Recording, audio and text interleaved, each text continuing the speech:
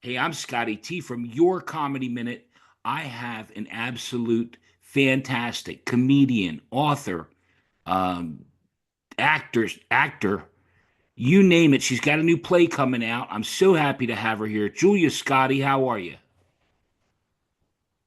Oh, good morning. I'm doing fine. I'm a little hungover from flying yesterday, but I was in Florida with Carol Montgomery, a friend of ours. So Yeah, the Funny Women of a Certain Age show. Yeah, yes, you also we did one. toured You also a lot did together. one that's recorded on Showtime. Or no, it's on Yes, I Comedy was on the Dynamics second. now. Yeah, I was on the second one. More funny women of a certain age. Yeah. Um, uh, I was supposed to have been on the first one, but I Okay. had open heart surgery, and, Okay. and kind of sidelined me for a Yeah, while. that'll set things back a little bit, won't it? Well, Just a let's tad, just a tad. Yeah, if it's okay, let's start at the beginning. Oh, let's start as best sure. I got this together. You're in New Jersey, is that correct? I am. Were you born and Born and raised? raised. Born and raised, okay. Now, I don't know, but if it's around 1980, first comedy gig, Paramus, New Jersey, is that correct? It was in a Chinese restaurant called the Jade Fountain was the name of the restaurant. Yep. Okay. It was the very first out of New York City gig. It was put on by a guy named Hal Ennis, who was he basically created the comedy industry outside of New York. Okay. It was the very first time a New York show had been brought out to to Jersey. Right. And again, I hope I have this right. You opened for Jerry Seinfeld and Chris Rock. Well, I didn't open for them. They were see back in 1980, none of these people were famous.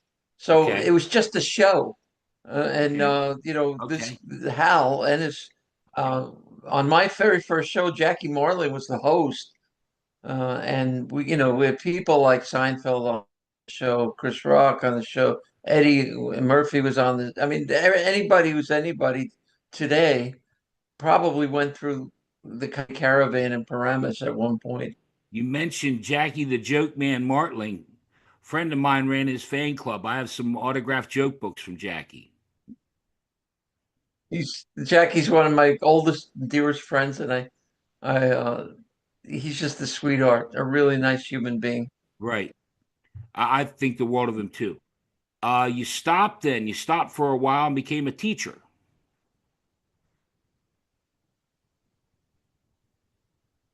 I did. I put 20 years in from 1980 to 2000, and I was watching so many of my peers and colleagues, like some of the people we just mentioned, Right. just skyrocket. Their careers just took off, and I felt like I had plateaued, and it wasn't going to happen for me. So I decided, well, maybe I should. I was getting older, and maybe I should find another means of making a living.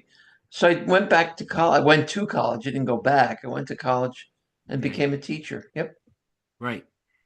But then we move on because we got a lot to cover.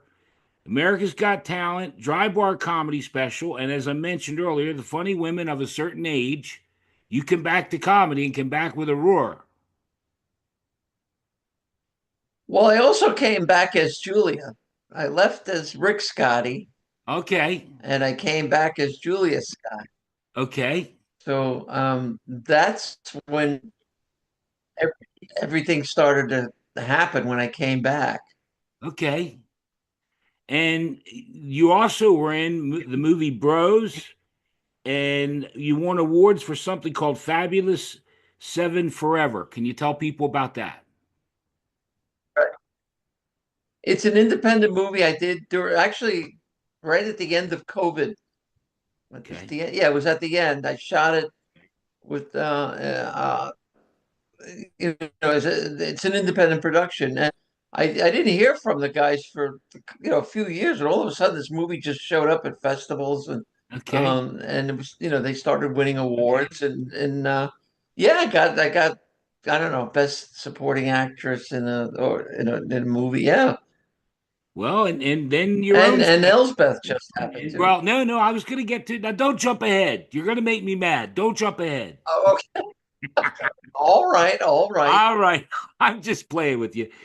You have your own special called Funny That Way that's streaming now on all the, I guess, all. No, it wasn't a special. It was a woman by the name of Susan Sandler, who is a Okay. writer, playwright. She's also she wrote, among other things, the movie Crossing Delancey, which was Okay. out with a while. She's a professor at NYU. She's teaches Okay. screenwriting. She did a documentary. It's a documentary about my Oh, life. oh, okay. Yeah, it I wasn't a apologize. I didn't. special. I just wrote Well, it I mean, down. it's special for me. Oh, it's special for anyone that watches it. You're an amazing talent. Thank you. Um, Again, you mentioned it. Again, I don't know if we were recording at that point, but you just recently did another Funny Women of a Certain Age live in Florida with Carol Montgomery. Well, we tour all over the country. She has comics that have been on the specials, and so she and I do have done a lot of them. We're going to Michigan Okay. next month, I think, and we've been to California with the show. Yeah.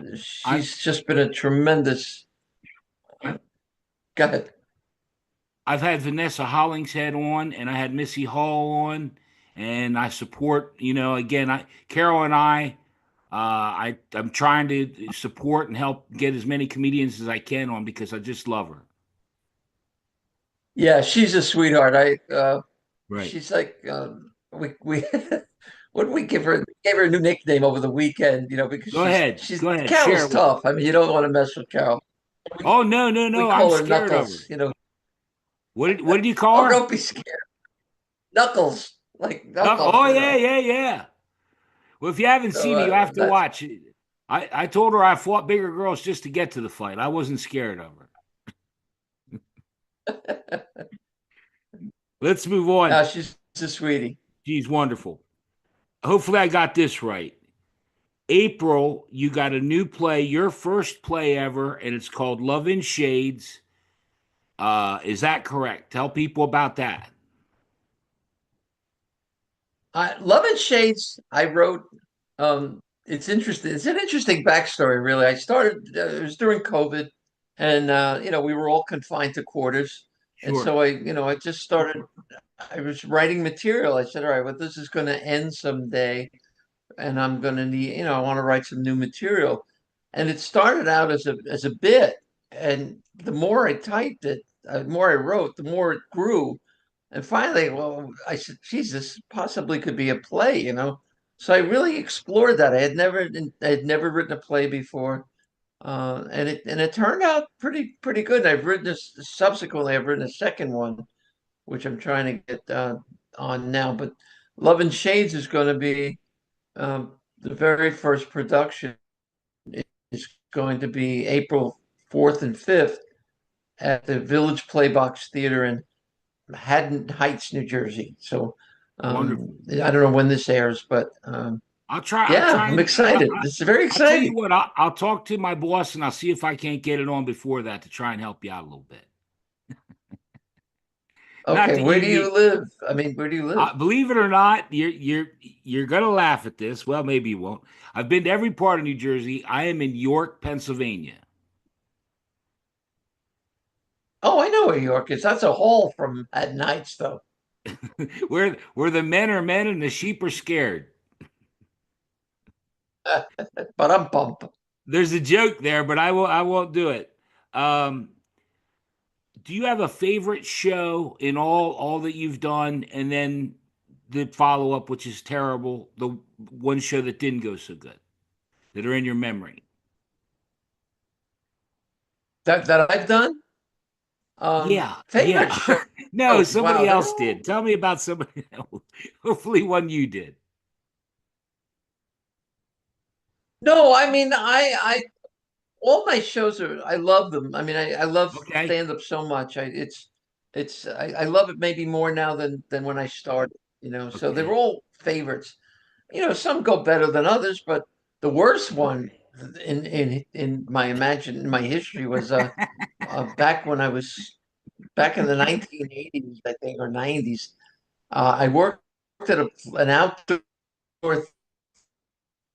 theater here in New Jersey, and back then it was called the Garden State Arts Center. Now it's called the PNC Arts Center, and it's like 5,000 people, huge, all outdoors too, right? And so they booked me on the show. Can you swear on this show? You can say any fucking thing you want to say. How's that? Can I swear? Oh, all right, so I That get booked okay? on this thing, and I think it's going to be. I think I'm going to be an opening act for some fame like Sinatra or Tony Right. Bennett or somebody like that. Turns out I get booked on this show, and it's for Bugs Bunny on Broadway. Right now, I thought it was going to be one of those shows with the puppets with the big heads. People with the big heads on there. It turned out they had a symphony orchestra on Right. stage, and they would show the Warner Brothers cartoons, the Bugs Bunny cartoons, and they played the scores along with the cartoon. It was really kind of cool. Yeah. Not cool for me. Not cool for me. I get on and I'm dying a thousand deaths there. I had invited family, friends to come see me at this great venue, right? I'm dying. It's summer. I'm sweating. I'm sweating through my clothes. And I hear in the back, way in the back rows, I hear chanting, and I'm like, what are they chanting about? And I stopped my act and I'm listening and they're yelling, bring on the fucking bunny. Bring on the fucking bunny.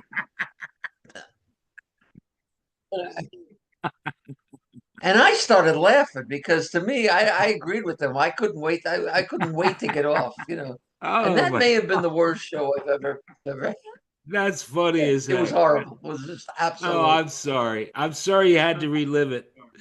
But that's why I love Oh no, that's why I love what I do. For people that don't know, you and I never met. I do them one off like this because I love the spontaneity of it. And I just, that was a great story. I was mesmerized by the whole thing.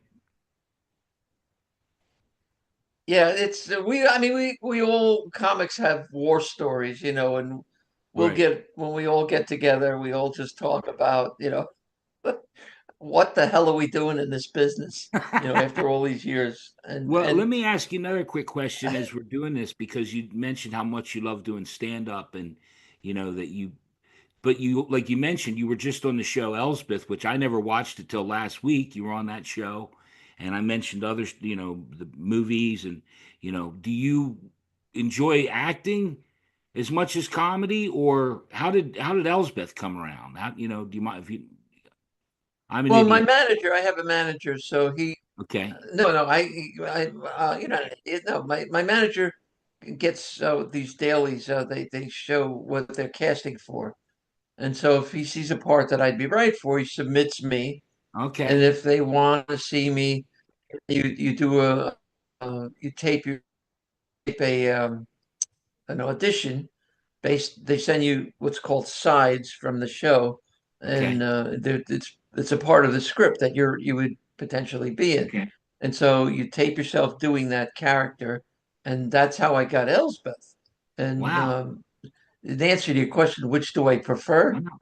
Yeah, Yeah. acting is, especially in movies, it's a lot of waiting. You do a lot of Yeah. waiting, and you don't know how well you did until maybe months later when you Right. see what you did or see what's left of it if they don't cut. Right. I it's fun, it's interesting to me, but it's not stand up. I stand up is right away if they like you or don't like you, and There's nothing like the feeling of seeing an entire theater stand at the end of your performance because they enjoyed it. It's just it's addictive. It really is. Yeah. You officially put the word ninny back in your daily language. Is that correct? Yes. Well, in my language, I I love words. If you're a Right. comedian, you can fall in love with words and what they can do. You know, and sometimes when you introduce a word to an audience that they may not have heard recently, an old-fashioned word, it can enhance a joke. And so whenever possible, I will do that. I love words, and so Yeah. ninny is a funny word. You're a Yeah. ninny. I had a comedian on that his word was silly. That people don't use the word silly too much, so he says he's silly.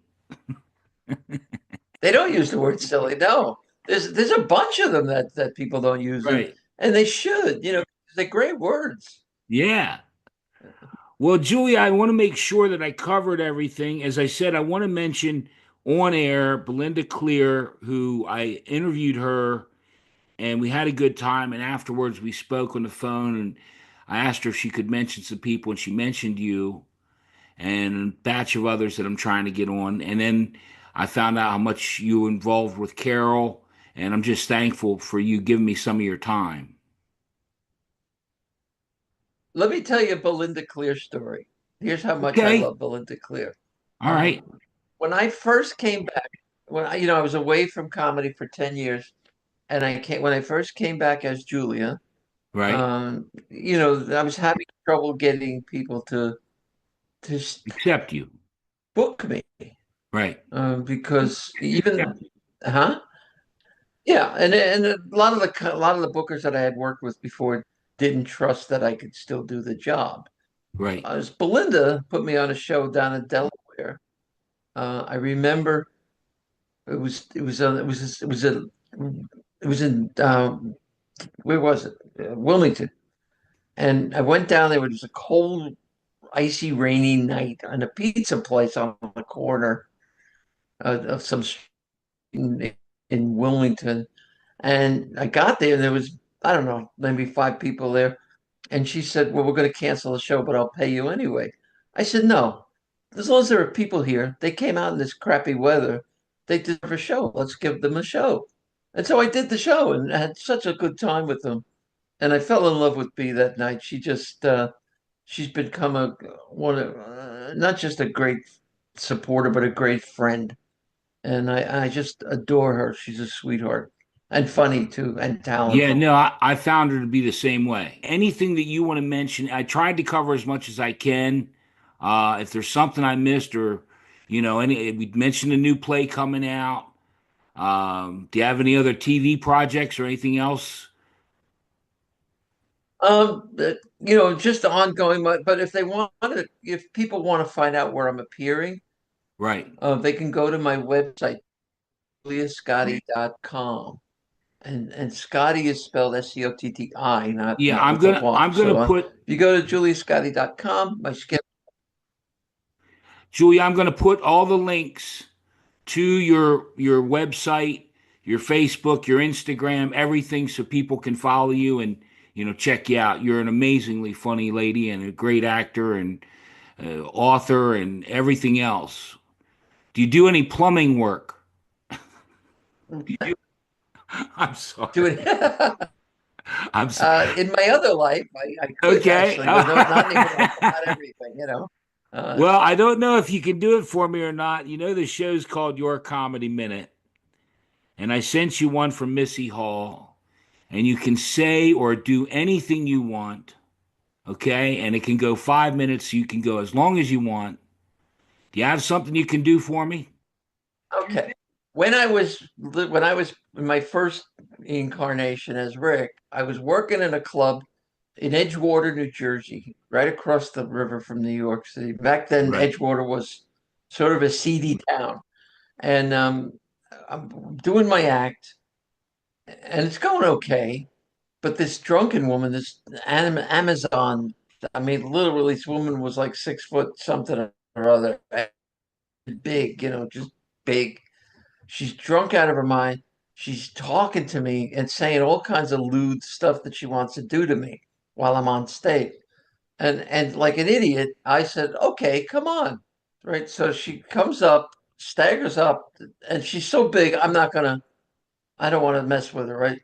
She she pushes me down on the floor on the stage. I still have the mic in my hand, and I'm still doing my act. She gets on top of me and she starts dry humping me while I'm on stage looking at the audience. So I didn't break character. I just kept doing my act, and let her do her thing. She finished, she got up and walked off the stage. And I told the booker, I said, "You got to give me a raise the next time I come in here." And Sounded like that was that. Yeah. you might have got a raise. Oh no, show business. Show business. Never Yeah. dull.